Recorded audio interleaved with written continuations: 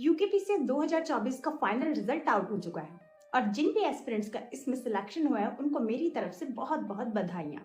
जैसे कि आप सभी को पता है, मेंस के बाद मैं फाइनल लिस्ट से बाहर हो चुकी थी, लेकिन जब कल आयोग ने मार्क्स रिलीज किए तो मुझे काफी शौक लगा। इस वीडियो के एंड में मैं आपके साथ अपने रियल मार्क्स स्क्रीन पर शेयर करूंगी, तो वीडियो को अंत तक जरूर देखना। लेकिन उससे पहले बात कर लेते हैं उन 3 मेजर मिस्टेक्स के बारे में जिन्हें करने से हर स्टूडेंट को बचना चाहिए। पहली गलती है सिलेबस के हर सेक्शन पर बराबर ध्यान न देना। मेरा यूपीएससी बैकग्राउंड नहीं था, लेकिन हिस्ट्री, पॉलिटी, ज्योग्राफी फिर भी मैंने कर लिए थे। एथिक्स मेरे लिए नया था, तो उस पर भी उतना ही ध्यान देना बहुत जरूरी था। यदि एथिक्स जैसे स्कोरिंग सब्जेक्ट में हम ध्यान ना दें या उसे लाइटली लें तो बहुत बड़ा नुकसान हो सकता है। तो आगे से आप भी सिलेबस के हर सेक्शन पर बराबर ध्यान दें। दूसरी गलती, आंसर राइटिंग में कंटेंट के चक्कर में स्पीड खोना।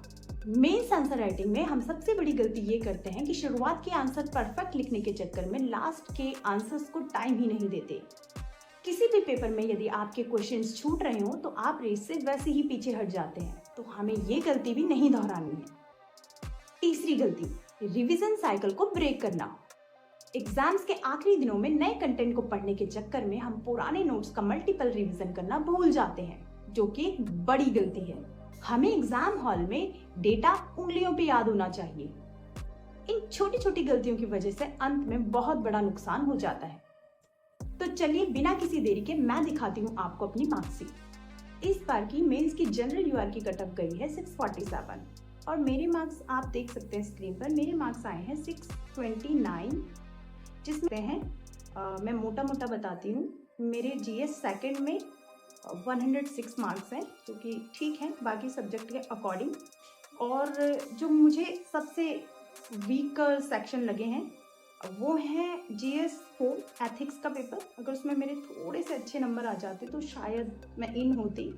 और एक है जनरल स्टडीज़ 4th, यानी उत्तराखंड का लास्ट वाला पेपर, उसमें भी मेरे थोड़े से कम रह गए हैं मार्क्स। तो अगर मेरे इन 2 सेक्शन में भी थोड़े से अच्छे मार्क्स बन जाते तो शायद मेरा भी सिलेक्शन हो जाता। तो ये था मेरा स्कोर। टोटल मिलाकर फासला रहा 18 मार्क्स का। तो दुख तो जरूर होता है, लेकिन इससे ये भी पता चलता है कि आप सही डायरेक्शन में हैं। तो अगर आप में से भी कोई बॉर्डर पर आकर रुका है, या आई नो कई बच्चों का 1 या 2 मार्क्स से भी रह गया होगा, तो प्लीज़ आप निराश मत होइए। आप बिल्कुल सही डायरेक्शन में हैं, तैयारी करते रहिए। आने वाले एग्जाम्स में आप भी इन 3 मेजर मिस्टेक्स को ना दोहराएं।